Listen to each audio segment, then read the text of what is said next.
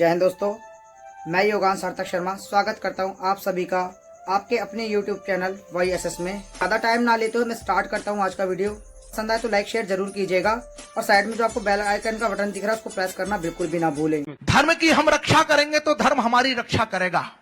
एक पार्टी अभी हमारी वर्तमान सरकार से बहुत शिकायतें हैं कि हम वो सरकार ये कानून नहीं ला रही है, ये जल्दी नहीं कर रही, वो निर्णय नहीं कर रही है।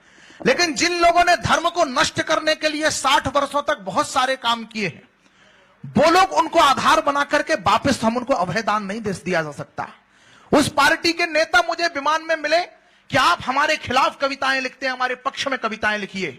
सनातन धर्म संस्कृति का प्रचारक होने के नाते मैंने उनको एक कविता लिख करके बेची, 2.5 मिनट की कविता, और मेरा मन हो रहा है कि उस पार्टी तक पहुंचा दो इस पावन पवित्र मंच से, ताकि ये धर्म संसद जान ले कि देश की एक ऐसी बड़ी पार्टी जिसके नाम का परचम लहराया करता था, आज अगर एक एक वोट के लिए तरस रही है तो उसका कारण एकमात्र सिर्फ धर्म से विमुख हो जाना है। ना किसी के इस पर तो आने वाले वर्षों में शायद लोग शोध करेंगे कि ये किसके पक्ष में थी और किसके विपक्ष में। कोई यहां पर उस पार्टी का प्रतिनिधि बैठा हो तो मुझे बता दे, मैं उसको समर्पित कर दूंगा। हालांकि बैठा भी होगा तो बताएगा नहीं, क्योंकि कांग्रेसी होना इस समय इस देश में एक गुप्त रोग हो गया है। वो अपनी पूर्णता को प्राप्त हो चुकी है, आयु अब उसकी पर्याप्त हो चुकी है, उसके वापस आने की उम्मीद अब मत रखना। कांग्रेस इस देश से समाप्त हो चुकी है। पूरब से लेकर पश्चिम था सभी दिशा में राज तुम्हारा, आजादी मिलते ही तुमने जीत लिया था भारत सारा।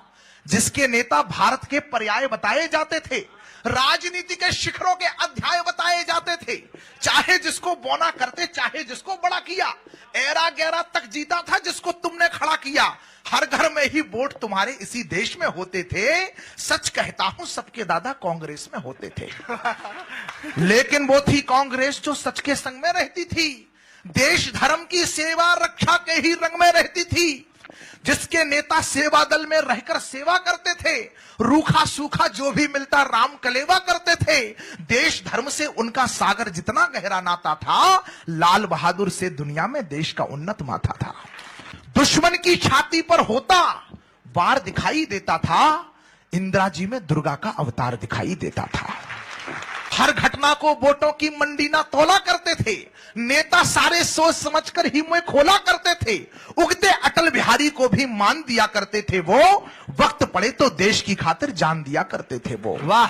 सत्य सनातन मान बिंदु को नोच नहीं सकते थे वो, राम सेतु खंडित करने की सोच नहीं सकते। कांग्रेस ही थी जो दिल से वंदे मातरम बोली थी, कांग्रेस ही राम जन्मभूमि का ताला खोली थी। बहुत बड़ी। लेकिन अब 125 करोड़ हिंदुस्तान की अंतिम कुछ पंक्तियों में शिकायत सुन लेना कि जनता के मन को ना जाना, अंदर जाना भूल गए।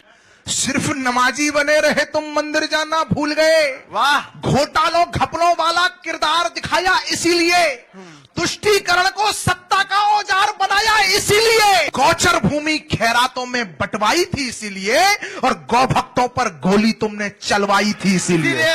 यही काम तो कांग्रेस का काल हुआ है भारत में, और शिखर से शून्य हुए हो हाल हुआ है भारत में।